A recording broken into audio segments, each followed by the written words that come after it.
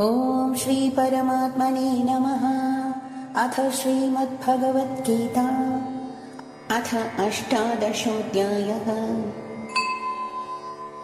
अर्जुन उवाच सन्न्यासस्य महाबाहो तत्त्वमिच्छामि वेदितुं त्यागस्य च हृषीकेश पृथक् केशिनिषूदन। श्रीभगवानुवाच काम्यानां कर्मणां व्यासं सन्न्यासं कवयो विदुः सर्वकर्मफलत्यागं प्राहुस्त्यागं विचक्षणाः। त्याज्यं दोषवदित्येके कर्म प्राहुर्मनीषिणः यज्ञदानतपः कर्म न त्याज्यमिति चापरे। निश्चयं शृणु मे तत्र त्यागे भरतसत्तमा। त्यागो हि पुरुषव्याघ्र त्रिविधः सम्प्रकीर्तितः। यज्ञदानतपः कर्म न त्याज्यं कार्यमेव तत्। यज्ञो दानं तपश्चैव पावनानि मनीषिणाम्। एतान्यपि तु कर्माणि सङ्गं त्यक्त्वा फलानि च कर्तव्यानीति मे पार्थ निश्चितं मतमुत्तमम्। नियतस्य तु सन्न्यासः कर्मणो नोपपद्यते मोहात् तस्य परित्यागः तामसः परिकीर्तितः। दुःखमित्येव यत्कर्म कायक्लेशभयात् त्यजेत् स कृत्वा राजसं त्यागं नैव त्यागफलं लभेत्। कार्यमित्येव यत्कर्म नियतं क्रियते अर्जुन सङ्गं त्यक्त्वा फलं चैव स त्यागः सात्विको मतः। न वेष्ट्य कुशलं कर्म कुशलेनानुषज्यते त्यागी सत्त्वसमाविष्टः मेधावी छिन्न संशयः। न हि देहभृता शक्यं त्यक्तुं कर्माण्यशेषतः यस्तु कर्मफलत्यागी स त्यागीत्यभिधीयते। अनिष्टमिष्टं मिश्रं च त्रिविधं कर्मणः फलं भवत्यत्यागिनां प्रेत्य न तु सन्न्यासिनां क्वचित्। पञ्चैतानि महाबाहो कारणानि निबोध मे साङ्ख्ये कृतान्ते प्रोक्तानि सिद्धये सर्वकर्मणाम्। अधिष्ठानं तथा कर्ता करणं च पृथक्विदं विविधाश्च पृथक् चेष्टा दैवं चैवात्र पञ्चमम्। शरीरवाङ्मनोभिर्यत् कर्म प्रारभते नरः न्यायं वा विपरीतं वा पञ्चैते तस्य हेतवः। तत्रैवं सति कर्तारम् आत्मानं केवलं तु यः पश्यत्यकृतबुद्धित्वान् न स पश्यति दुर्मतिः। यस्य नाहङ्कृतो भावाः बुद्धिर्यस्य न लिप्यते हत्वापि स इमान् लोकान् न हन्ति न निबध्यते। ज्ञानं ज्ञेयं परिज्ञाता त्रिविधा कर्म चोदना करणं कर्म कर्तेति त्रिविधः कर्म संग्रहः। ज्ञानं कर्म च कर्ता च त्रिधैव गुणभेदतः प्रोच्यते गुणसङ्ख्यानि यथावत् शृणुतान्यपि। सर्वभूतेषु येनैकं भावमव्ययमीक्षते अविभक्तं विभक्तेषु तज्ज्ञानं विद्धि सात्विकम् पृथक्त्वेन तु यज्ञानं नानाभावान् पृथक्विदान् वेत्ति सर्वेषु भूतेषु तज्ज्ञानं विद्धि राजसम् यत्तु कृत्स्नवदेकस्मिन् कार्ये सक्तमहैतुकम् अतत्त्वार्थवदल्पं च तत्तामसमुदाहृतम् नियतं सङ्गरहितम् अरागद्वेषतकृतम् अपलप्रेप्सुना कर्म यतत्सात्विकमुच्यते यत्तु कामेप्सुना कर्म साहङ्कारेण वा पुनः क्रियते बहुलायासं तद्राजसमुदाहृतम् अनुबन्धं क्षयं हिंसाम् अनवेक्ष्य च पौरुषम् मोहादारभ्यते कर्म यत्तत्तामसमुच्यते मुक्तसङ्गो नहं वादी धृत्युत्साहसमन्वितः सिद्ध्यसिद्ध्यो निर्विकारः कर्ता सात्विक उच्यते रागी कर्मफलप्रेप्सुः लुब्धो हिंसात्मको शुचिः हर्षशोकान्वितः कर्ता राजसः परिकीर्तितः अयुक्तप्राकृतस्तप्तः शठो नैष्कृतिको लसः विषादी दीर्घसूत्री च कर्ता तामस उच्यते बुद्धिर्भेदं धृतेश्चैव गुणतस्त्रिविधं शृणु प्रोच्यमानमशेषेण पृथक्त्वेन धनञ्जय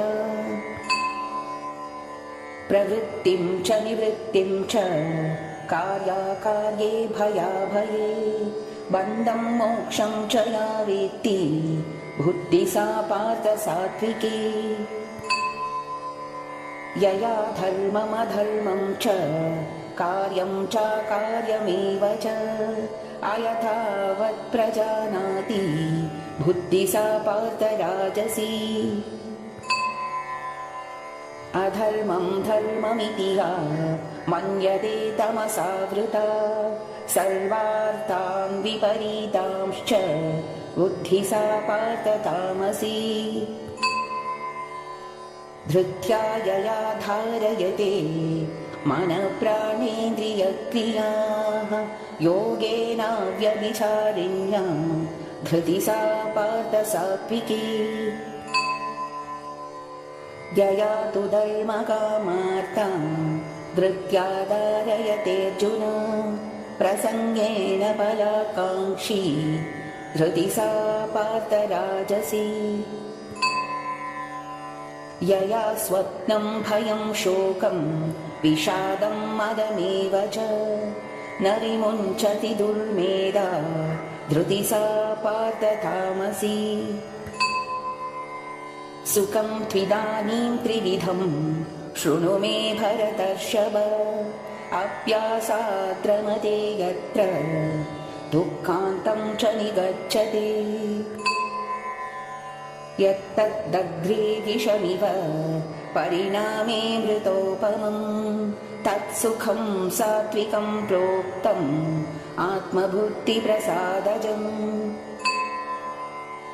विषयेन्द्रियसंयोगात् यत्तदग्रे मृतोपमं परिणामे विषमिव तत्सुखं राजसंस्मृतम् यदग्रे चानुबन्धे च सुखं मोहनमात्मनः निद्रालस्य प्रमादोत्तं तत्तामसमुदाहृतम् न तदस्ति पृथिव्यां वा दिवि देवेषु वा पुनः सत्त्वं प्रकृतिजैर्मुक्तं यथेभिः स्यात् त्रिभिर्गुणैः ब्राह्मणक्षत्रियविषमं शूद्राणां च परन्तप कर्माणि प्रविभक्तानि स्वभावप्रभवैर्गुणैः शमोदमस्तपः शौचं क्षान्तिरार्जवमेव च ज्ञानं विज्ञानमास्तिक्यं ब्रह्मकर्म स्वभावजम् शौर्यं तेजो धृतिर्दाक्ष्यं युद्धे चाप्यपलायनं दानमीश्वरभावश्च क्षात्रं कर्म स्वभावजम् कृषिगौरक्ष्यवाणिज्यं वैश्यकर्म स्वभावजम् परिचर्यात्मकं कर्म शूद्रस्यापि स्वभावजम् स्वे स्वे कर्मण्यभिरतः संसिद्धिं लभते नरः स्वकर्मनिरतः सिद्धिं यथा विन्दति तच्छृणु यथा प्रवृत्तिभूतानां येन सर्वमिदं ततं स्वकर्मणा तमभ्यर्च्य सिद्धिं विन्दति मानवः श्रेयान् स्वधर्मो विगुणः परधर्मात् स्वनुष्ठितात् स्वभावनियतं कर्म कुर्वन्नाप्नोति किल्बिषम्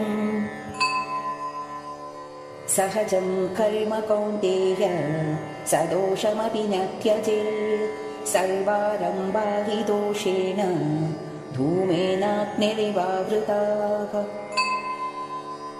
असक्तबुद्धिः सर्वत्र चितात्मा विगतस्पृहः नैष्कर्म्यसिद्धिं परमां सन्न्यासेनाधिगच्छति सिद्धिं प्राप्तो यथा ब्रह्म तथाप्नोति निबोध मे समसा नैव कौन्तेय निष्ठा ज्ञानस्य या परा बुद्ध्या विशुद्धया युक्ताः धृत्यात्मानं नियम्य च शब्दादीन् विषयान् त्यक्त्वा रागद्वेषौ व्युतस्य च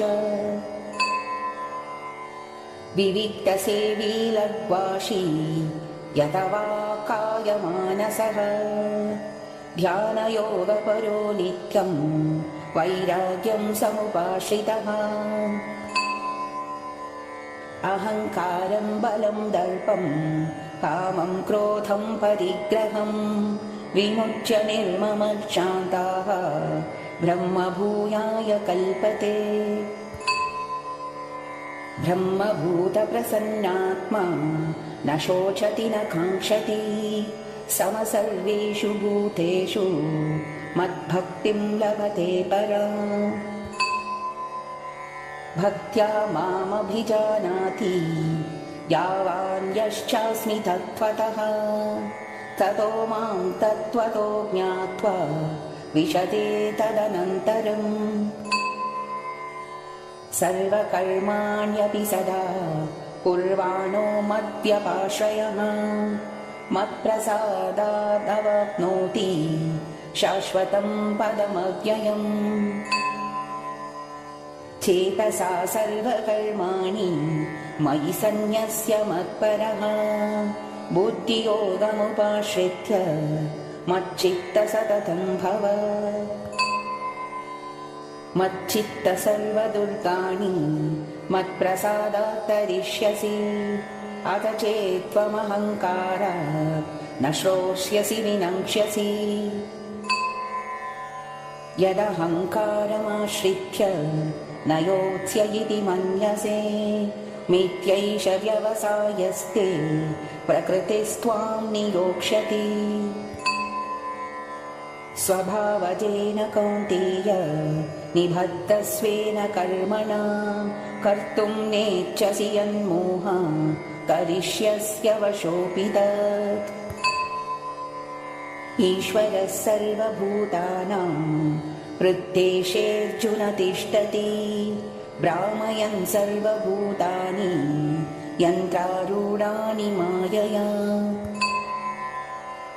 तमेव शरणं गच्छ सर्वभावेन भारत तत्प्रसादात् परां शान्तिं स्थानं प्राप्स्यसि शाश्वतम् इति ते ज्ञानमाख्यातं गुह्याद् गुह्यतरं मया विमृश्यैतदशेषेण यथेच्छसि तथा कुरु। सर्वगुह्यतमं भूयः शृणु मे परमं वचः। इष्टोऽसि मे दृढमिति ततो वक्ष्यामि ते हितम्। मन्मना भव मद्भक्ताः मद्याजी मां नमस्कुरु।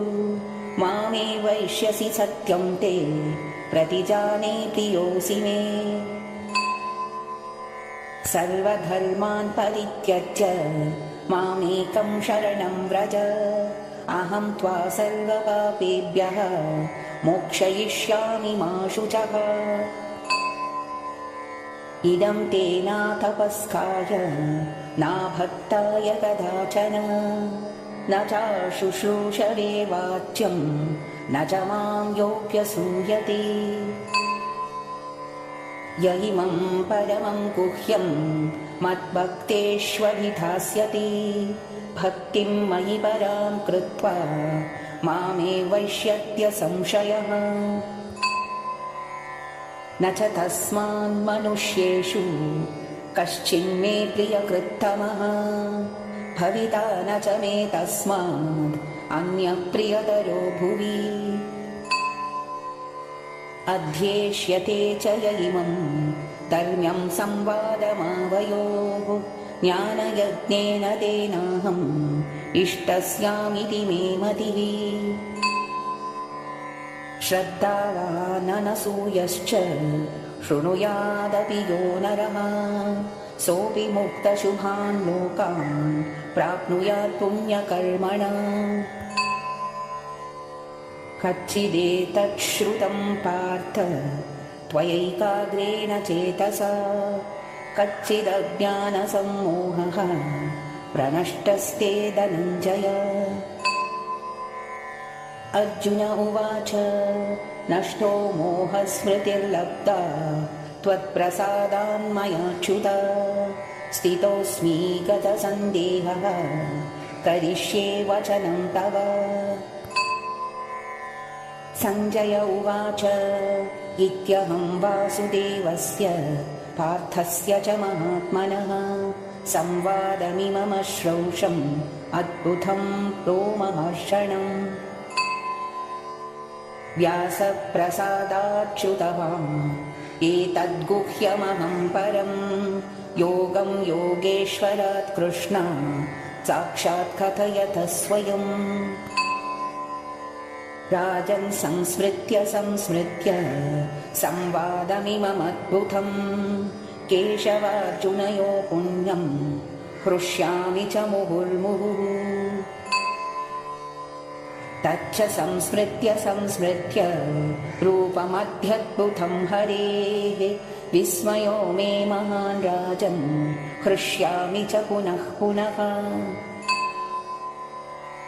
यत्र योगेश्वरः कृष्णो यत्र पार्थो धनुर्धरः। तत्र श्रीर्विजयो भूतिर्ध्रुवा नीतिर्मतिर्मम। ॐ तत्सदिति श्रीमद्भगवद्गीतासु उपनिषत्सु ब्रह्मविद्यायां योगशास्त्रे श्रीकृष्णार्जुनसंवादे मोक्षसंन्यासयोगो नाम 18 ॐ तत्सत्।